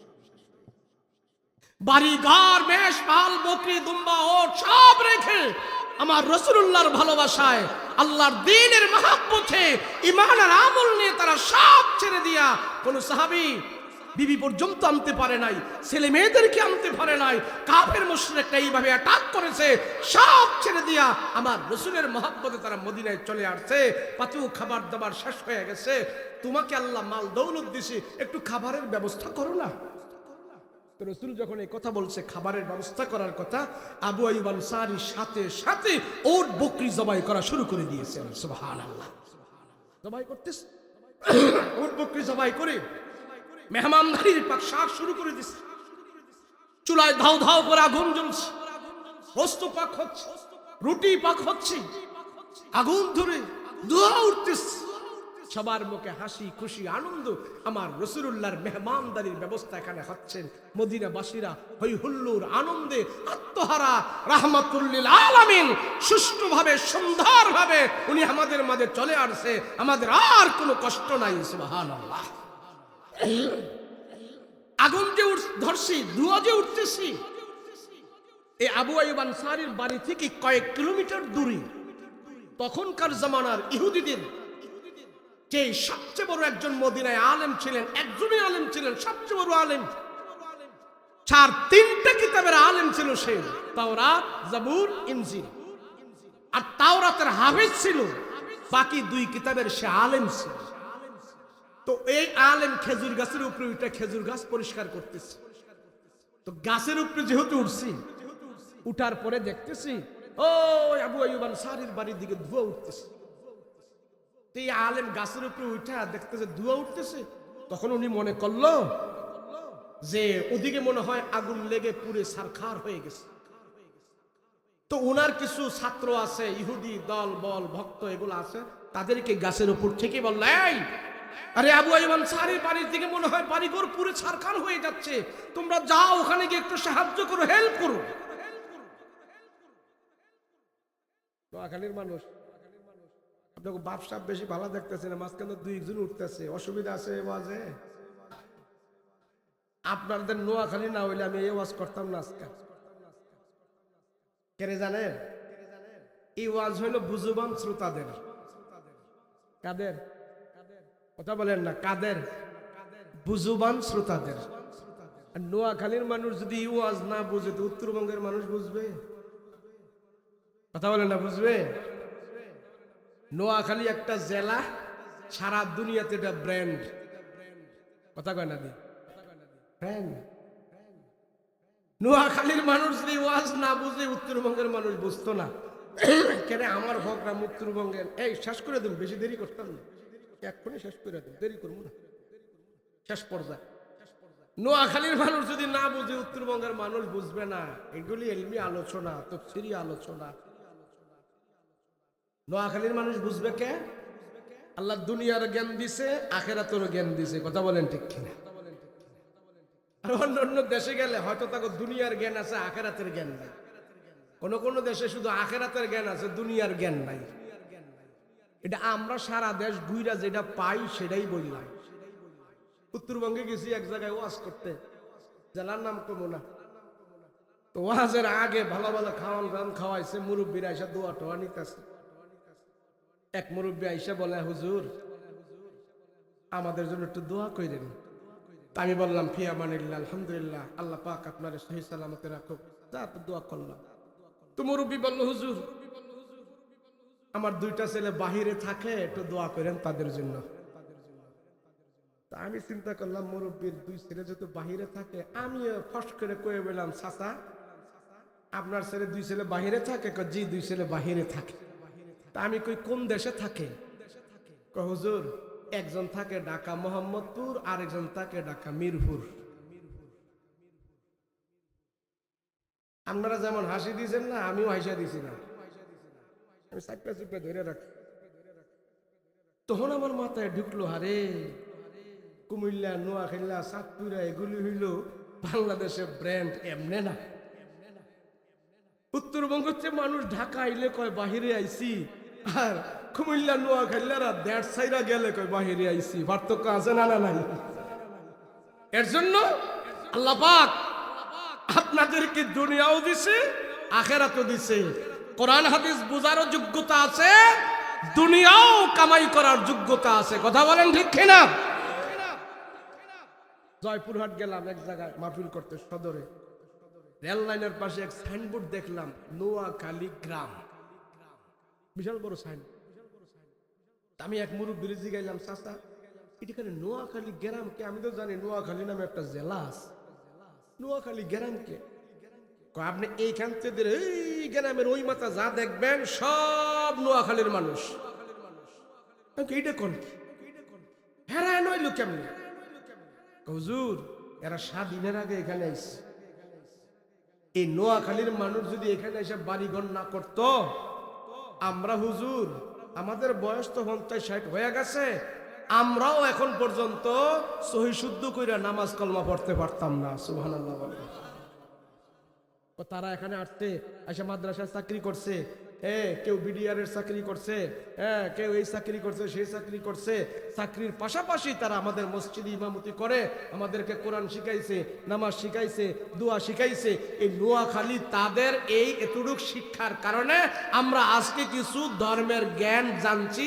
সূরা ফাতিহা, বিসমিল্লাহ এগুলো শিখার আমাদের তৌফিক হয়েছে। সুবহানাল্লাহ বলেন। আপনারা যদি এই ওয়াজ না বুঝেন তো বুঝবে কেডা? কথা বুঝছেন নি? বুঝছেন? ওয়াজ ঘুরাই দেব, অন্য দিকে নেবো গা। নবীজিকে পাইয়া আবু আইয়ুব আনসারীর বাড়িতে মেহমানদারি পাক, ও ইহুদি বড় আলেম গাছের উপর থেকে বলতেছে, আরে যা দেখ ওখানে মনে আগুন লাগিয়ে পুরো সারখার হয়ে গেছে। হুজুরে গাছের উপরে নিজের খেজুরের গাছ বাঁচছে, আর ইহুদি আলেম ছাত্র দল বল ভক্ত, ওরা দৌড়াইতে দৌড়াইতে দৌড়াইতে প্রায় 5-7 কিলো দূরে তারা আসছে আবু আইয়ুব আনসারী বাড়িতে। আয়েশা দেখতেছে চুলায় আগুন জ্বলতেছে, দাউ ধাউ করে আগুন জ্বলতেছে, ধোঁয়া উঠতেছে, মানুষের মুখে হাসি খুশি আনন্দ। তো তারা এই পরিবেশ দেখে চিন্তা করলো, আমাদের হুজুরে কইলো কি আমরা দেখতেছি কি? এখানে সবাই যে আনন্দ, তো জিজ্ঞেস করলে, এই তোমরা এত হাসি খুশি এত আনন্দ কারণ কি, এই খাবার দাবার কি? বলে জানো না কি? বলে না আমরা তো জানি না, আমরা তো বিপদ সংকেত মনে করে আসছি। বলে আরে মক্কার মুহাম্মদ মদিনায় চলে আসছে, অলরেডি এই বাড়িতে রাসূল অবস্থান করতেছে, নবীজির আগমনের সুবাদে এখানে মেহমানদারির পাকশাক হইতেছে। তোমরা বললো কি বলো, মুহাম্মদ মক্কা থেকে মদিনায় চলে আসছে? বলে হ্যাঁ। বলে আরে রাসূলের কথা আমাদেরকে তাওরাত থেকে আমাদের ওস্তাদ কত শোনাইতো, আমাদের ওস্তাদ তো রাসূলুল্লাহর জন্য কত পাগল আসে। তখন তারা বলে তোমরা সত্যি বলছো? আরে হ্যাঁ, নবীজি এই ঘরে অবস্থান করতেছে। তো তারা এই ইহুদি দল ছাত্র দৌড়ি চলে আসে। আয়েশা গাছের উপরে তো হুজুর আব্দুল্লাহ ইবনে সালাম এই হুজুরের নাম, ইহুদিদের বড় আলেম। তো তারে বলতেছে, ওস্তাদকে বলতেছে, ওস্তাদ জি, বলে ওখানে তো বিপদ সংকেত নয়, মানুষের কোনো কষ্ট নয়, সেখানে যে ধোঁয়া উঠতেছে মেহমানদারির পাকশাক হইতেছে। মুহাম্মদুর রাসূলুল্লাহ মক্কা থেকে মদিনায় আবু আইয়ুব আনসারীর বাড়িতে অবস্থান করতেছে, নবীজির আগমনের সুবাদে সেখানে উটের গোশত পাক হইতেছে, রুটি পাক হইতেছে, মেহমানদারি চলতেছে। ওই ইহুদি বড় আলেম গাছের উপর থেকে এক লাফ দিয়ে নাইমা করে বলো কি মুহাম্মদ চলে আসছে? বলে হ্যাঁ। তোরা থাক এখানে, আমি দেখাই যাইয়া। দৌড়াইয়া দৌড়াইয়া এই ইহুদি বড় আলেম আবু আইয়ুব আনসারীর বাড়িতে আসছে। এসে বলে ভাই তোমার বাড়িতে নাকি মুহাম্মদ চলে আইছে? বলে হ্যাঁ। আমারে দি বললা না, আমি দি জানলাম না। আবু আইয়ুব আনসারী কে তুমি জানবা কে, তুমি তো ইহুদি, তুমি তো ইহুদি, তোমরা তো রাসূলের শত্রু, কোরআনের শত্রু, ইসলামের শত্রু। ইহুদিরা মুসলমানদের শত্রু, ধর্মীয় শত্রু, বংশীয় শত্রু, রক্তীয় শত্রু, গোষ্ঠীয় শত্রু, দেশীয় শত্রু। কিয়ামত পর্যন্ত ইহুদিরা মুসলমানদের শত্রুতামি করেই যাবে। সেই জন্য আল্লাহ এবং রাসূল বলেছে কোনদিন ইহুদিরা তোমাদের বন্ধু হতে পারে না। কোন ইহুদি কোন মুসলমানের কোশ্চেন কালো বন্ধু হয় না আর হবেও না। এখন আব্দুল্লাহ ইবনে সালাম, দোস্ত তুমি তো আমারে জানো আমি একজন আলেম, আমি একজন আলেম, আমি 3টা কিতাবের আলেম। তাওরাত কিতাবটা আমার বুকের ভিতরে পুরো হেফজ করা আছে। দাও না, আমার জীবনের তামান্না আমি শুধু এক নজর মুহাম্মদের সাথে দেখা করতে চাই। সুবহানাল্লাহ। আবু আইয়ুব আনসারী বলে না, তোরা ইহুদি, তোর মুখে এক কথা দিলে তো আরেকটা, তোদেরকে রাসূলের কাছে নিয়ে যাবো না, দাঁড়া। অনেক অনুনয় বিনয় করার পর আবু আইয়ুব আনসারী বলে ঠিক আছে দাঁড়াও, আমি আমার রাসূলকে জিজ্ঞেস করে আসি। তো নবীজির কাছে যা বলছে, ইয়া রাসূলুল্লাহ, মদিনার যিনি ইহুদিদের সবচেয়ে বড় আলেম রাসূল, উনি আসছে আপনার সাথে দেখা করতে, আমি তারে আসতে দেই নাই, দাঁড় করায় রাখছি। নবীজি বলে তার নাম কি? বলে তার নাম হলো আব্দুল্লাহ ইবনে সালাম। রাসূল বলে আরে হ্যাঁ, আমি মক্কা থেকে তার নাম শুনেছি, সে নাকি ইহুদিদের বড় আলেম, সে আসছে দেখা করতে। বলে হ্যাঁ। বলে যাও তুমি যা তারে বলো আমি রাসূল, সে ইহুদি, সে তো একজন আলেম, সে যদি এখন এইভাবে চলে যায় তাহলে একটা খারাপ দেখা যায়। সে যে আসমানি কিতাবের আলেম, এই আলেমের সম্মানার্থে আমি রাসূল তার সাথে দেখা করতে চাই। সুবহানাল্লাহ। এবার আবু আইয়ুব আনসারী এসে তারে ধরলো, ধরে ধরে নিচ্ছে আর রাস্তার মাঝে বলে, এ ইহুদি, বড় আলেম হতে পারো, যে রাসূলকে আমরা জানের থেকে পানের থেকে সবচেয়ে বেশি মহব্বত করি, সেই নবীজির সাথে যদি কোনো দিলের কথা আর মুখের কথা যদি এক না হয়, কল্যাণ নিয়ে যেতে পারবি না। সাবধান। নিয়ে গেছে, নিয়ে যায় রাসূলের সামনে তারে দাঁড় করাইছে। দাঁড় করিয়ে বলে, আবু বকর, ওসমান, আলী, তালহা, এই সাহাবীদেরকে পরিচয় করাইলেন। আর তোমার মধ্যখানে তোমার নাক বরাবর যাকে দেখতেছো উনি হলেন মুহাম্মদুর রাসূলুল্লাহ সাল্লাল্লাহু আলাইহি ওয়াসাল্লাম। তো রাসূলের সামনে এইভাবে দাঁড়ায় আসে, নবীজির মুখে তাকায়, বুকে তাকায়, পায়ে তাকায়, এইভাবে উপরে নিচে সব তাকাইতেছে। এক পর্যায়ে যায় সে আল্লাহর রাসূলের চেহারার দিকে এভাবে তাকায় রইছে, ডাইনে বামে সামনে পিছনে কোথাও তাকায় না, শুধু নবীজির চেহারার দিকে অনেকক্ষণ পর্যন্ত সে তাকায় রইছে। সুবহানাল্লাহ বলেন না। তো নবীজি বলে, আব্দুল্লাহ ইবনে সালাম, তুমি আমার রসুলের চেহারার দিকে তাকিয়ে আছো, কিছু বলো না, কিছু বলো। কিছু কয় না, শুধু তাকায় রয়েছে, টাসকে মাইরা তাকায় রয়েছে। নবীজিকে বলো।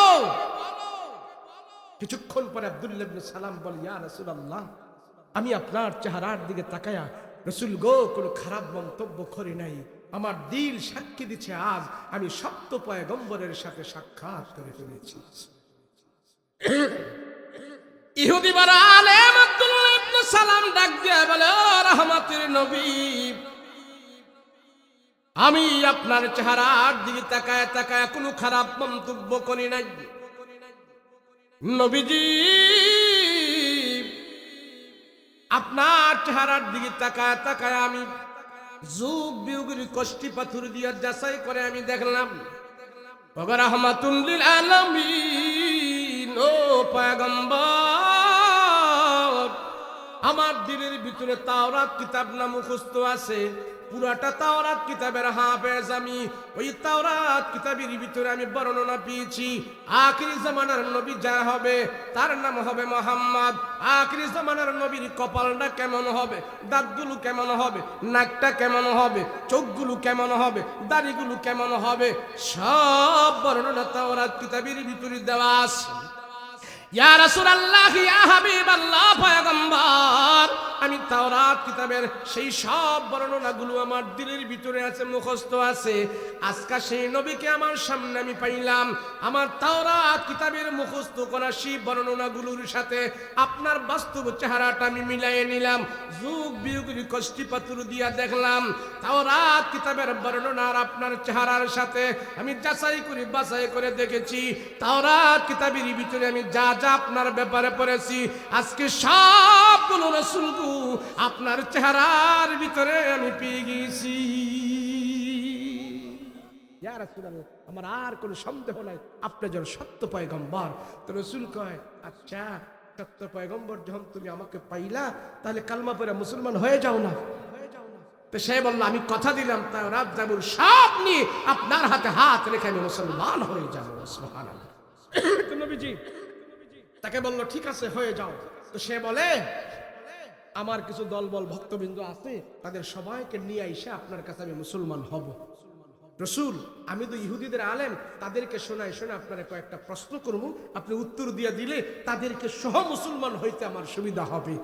এই প্রশ্নগুলোর উত্তর বুখারী শরীফের ভিতরে সুন্দর করে দেওয়া আছে। সেখানে কয়েকটা প্রশ্নের ভিতরে একটা প্রশ্ন সে আব্দুল্লাহ ইবনে সালাম আমার রসুলকে করলেন, নবীজি কালমা পড়ে মুসলমান হলে ইমামদারদেরকে আল্লাহ জান্নাত দান করবে। আমার প্রশ্নটা হইল, জান্নাতের ভিতরে আল্লাহ সর্বপ্রথম জান্নাতীদেরকে কোন খাবারটা প্রথম খাওয়াবে? আপনার জবান থেকে আমি শুনতে চাই, আমার ইহুদিরাও শুনতে চায়। যদি উত্তর দেন, আমি জানি আপনি উত্তর দিয়ে দিতে পারবেন, তাদেরকে শোনায় উত্তর দিলে এদেরকে নিয়ে মুসলমান হইতে আমার সুবিধা হবে। রসুল বলে, আরে এটা তো তাওরাতেই আছে। না রসুল, আপনার জবান থেকে বলেন।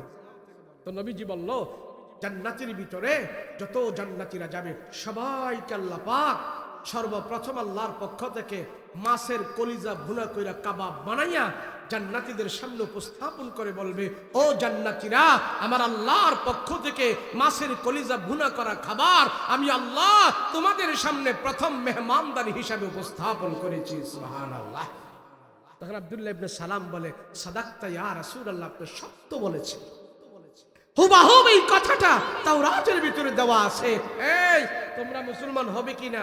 আমি রসুলের হাতে হাত রেখে মুসলমান হয়ে গেলাম। সুবহানাল্লাহ। তো তার সাথে সাথে আরো কয়েকজন হাত দিছে, মুসলমান বানাইছেন। নবীজি মুসলমান বানাই দিল, শেষ। আব্দুল্লাহ ইবনে সালাম আমার রসুলের কাছে বললেন, ইয়া রাসূলুল্লাহ, নবীজি মুসলমান তো হয়েই গেছি, আপনি যেইভাবে বলেন সেইভাবেই চলবো। তবে নবীজি আপনার কাছে একটু আমার রুখসত, একটু আবদার। বলে কি? বলে আবদারটা হইল, আমি ইহুদি থাকতে ওটের গোস্ত খাই নাই, ওটের দুধ খাইছি। আর এখন যেহেতু মুসলমান হয়ে গেছি, মুসলমানের ধর্মে তো দুটোটাই খাওয়া যায়। তো ইহুদিদের এলাকায় আমার বস্তি, ইহুদিদের এলাকায় আমার বাড়ি। তো নবীজি, আমি যদি এই আমলটা এখনো ঠিক রাখি, ওটের গোস্ত খাইতাম না, ওটের দুধ খামু, তাহলে ইহুদিদের সমাজে একটু চলাফেরা করতে আমার সুবিধা হবে। তাহলে আমি ইহুদিদেরকে নিয়ে চলতে পারবো, আর মুসলমান তো হয়ে গেছি, মুসলমানদেরকে নিয়েও চলতে পারবো। মানে ও সবাইরে ঠিক রেখে চলাটা সুবিধা হবে। আর আমরা তো এমন সুবিধাই চাই, 2 কলমার মুসলমান হইয়া চলতে চাই। কথা বলেন ঠিক কিনা?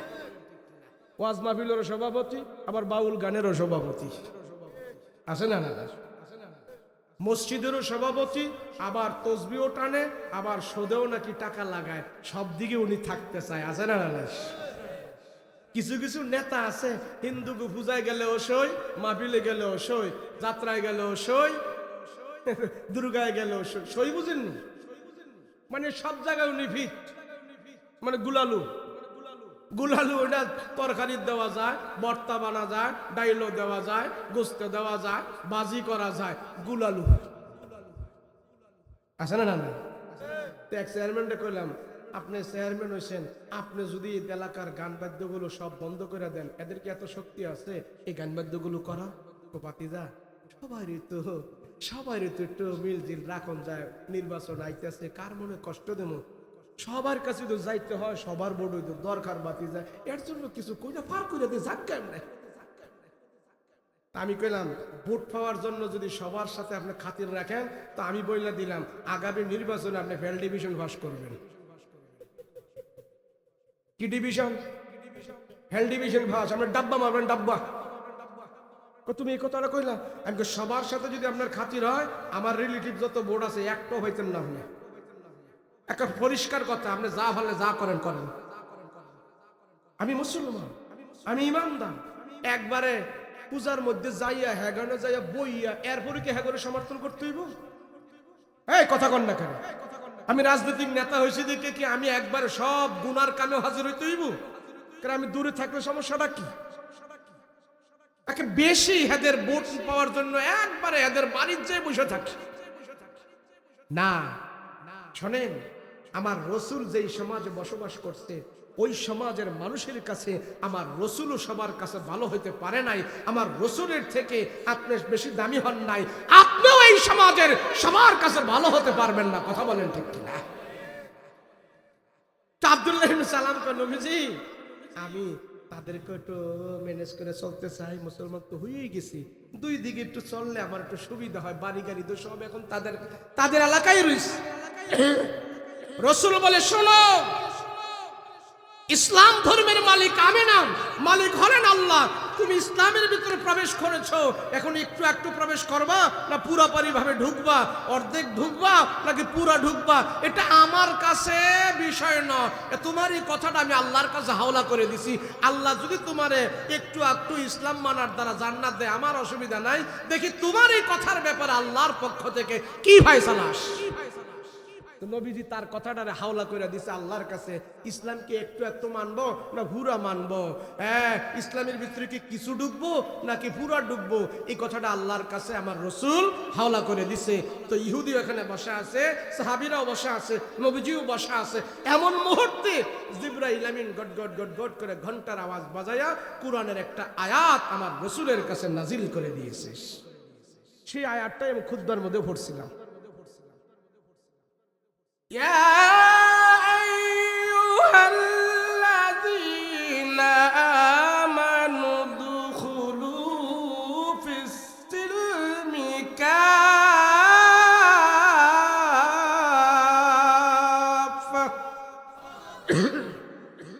ولا تتبعوا خطوات الشيطان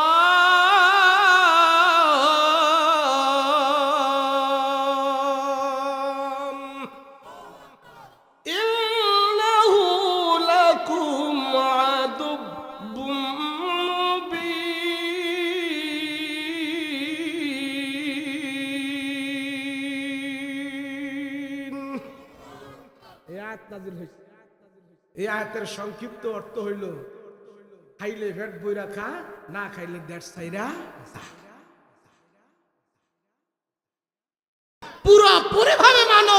অর্ধেক অর্ধেক মানার দ্বারা আল্লাহর তৈরি জান্নাতে যাওয়া যাবে না। মানলে পুরাই মান, না মানলে দূরে থাক, আল্লাহর কোনো অসুবিধা হবে না। কথা বলেন ঠিক কিনা? অর্ধেক অর্ধেক দিকে লাভ নাই। অর্ধেক কাজে মজা আছে, এই অর্ধেক কাজে মজা আছে। আলু যদি অর্ধেক সিদ্ধ হয় ভর্তা হয়, গ্যাসরা হয়। কি হয়? গ্যাসরা হয়। অর্ধেক খাওয়ার দ্বারা পেট ভরে না, অর্ধেক দেখার দ্বারা তৃপ্তি বোঝে না। ইসলাম ও অর্ধেক মানার দ্বারা আল্লাহর জান্নাতে যাওয়া যায়। আপনাদের এটা কোন থানা? কবিরাট থানা। কবিরাট থানায় মশায় কামড়ায়নি, কামড়ায় এখন এক বেড়ায় মশায় কামড়াইতেছে। বেড়ারে মশার কামড় থেকে বাঁচার জন্য বেড়ায় মশারি টানাইছে। কি টানাইছে? মশারি টানাইয়া মাথাটা, হাতগুলো আর বডিটা অর্ধেকটা মশারির ভিতরে ঢুকাইছে আর পা গুলো বাইরে রাখছে। আচ্ছা বলেন, মশাই কি দুলাভাই কয়ে যাইব না কামড়াইব?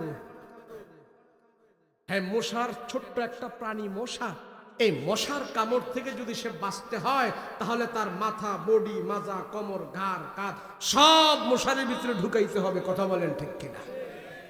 আমার পুরা জিন্দেগি, চাকরি জীবন, ব্যবসায়ী জীবন, রাজনৈতিক জীবন, রোড থেকে নিয়ে সংসদ পর্যন্ত, পার্লামেন্ট থেকে নিয়ে দুনিয়ার আনাচে কানাচে সব জায়গায় আমি যেখানেই থাকি সেখানেই যদি আমি ইসলামের ভিতরে ঢুকে থাকি, ইসলাম যদি আমি পুরোপুরি মানি, আমার জীবনের 70-80 বছরের সম্পূর্ণ জীবন যদি আমি ইসলামের ভিতরে ঢুকাই দেই, আল্লাহ পাক জাহান্নাম থেকে বাঁচায়া আমাকেও জান্নাতের ভিতরে ঢুকাই দিবে। কথা বলেন ঠিক কিনা?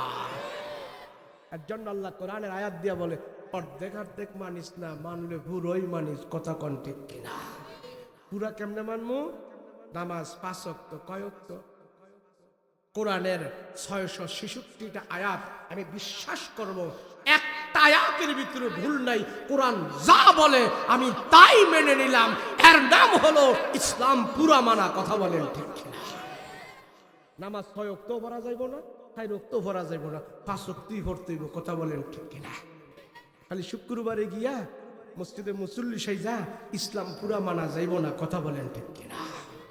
এই বাজারে যারা ব্যবসা করে, এই ব্যবসায়ীরা যদি আল্লাহর উপরে ভরসা করে, ব্যবসায়ীরা যদি মানুষকে না ঠকায়, ব্যবসায়ীরা যদি মানুষকে সার্ভিস দেয়, সুদ না খায়, বাটপারি না করে, মিথ্যা কথা না বলে, এই একজন ব্যবসায়ী হাসরের ময়দানে সে সৎ ব্যবসায়ী হওয়ার কারণে নবী রাসূলদের সাথে আল্লাহ পারে হাসর নাসর করায় দিবেন। রাজি আছেন? ইসলাম পুরা মানতে রাজি আছি? রাজি আছি? আল্লাহ আমাদের সবাইকে কবুল করেন। বলেন আমিন, বলেন আমিন। দল মত নির্বিশেষে আমাদের কাছে ইসলাম আমাদের সবচেয়ে বড় সম্পদ, কোরআন আমাদের কাছে সবচেয়ে বড় ধর্মগ্রন্থ, রসুল আমাদের কাছে সবচেয়ে বড়, আল্লাহ আমাদের সবচেয়ে বড় শক্তি। এই সম্পদগুলো হলো আমাদের জাতীয় সম্পদ। কথা বলেন ঠিক কিনা? আমরা যেইভাবে আল্লাহর উপর ভরসা করে মন বড় করতে পারি, রাসূলুল্লাহকে পেয়ে আমরা গর্ববোধ করতে পারি, নবীজি আমাদের শ্রেষ্ঠ নেতা, নবীজি আমাদের শ্রেষ্ঠ মানব, নবীজি আমাদের শ্রেষ্ঠ নবী। কোন পৃথিবীর কোন ধর্মগ্রন্থের মানুষ এমন ভাবে তাদের ধর্মীয় নেতাকে নিয়ে বড়াই করতে পারে না। শুধু একমাত্র আমরা মুহাম্মদী উম্মতেরা আমার রাসূলকে নিয়ে আমরা তো বড়াই করতে পারি। কথা বলেন ঠিক কিনা? এজন্য আমরা আল্লাহ মানবো, রসুল মানবো। সমাজে আমরা সবাই মিলে মিশে ঝগড়া ফাসাদ না করে সবাই মিলে মিশে আমরা চলবো। রাজি আছি ইনশাআল্লাহ? রাজি আছি ইনশাআল্লাহ? দলের জায়গায় দল থাকবে, আমাদের সমাজে আমরা সবাই এক থাকবো। কথা বলেন ঠিক কিনা? আল্লাহ আমাদের সবাইকে কবুল করেন, জানে মালে বরকত দেন, এই মাহফিলকে কবুল করেন, বক্তা শ্রোতা সবাইকে যেন আল্লাহ মাফ করে দেয়। বলেন আল্লাহুম্মা আমিন।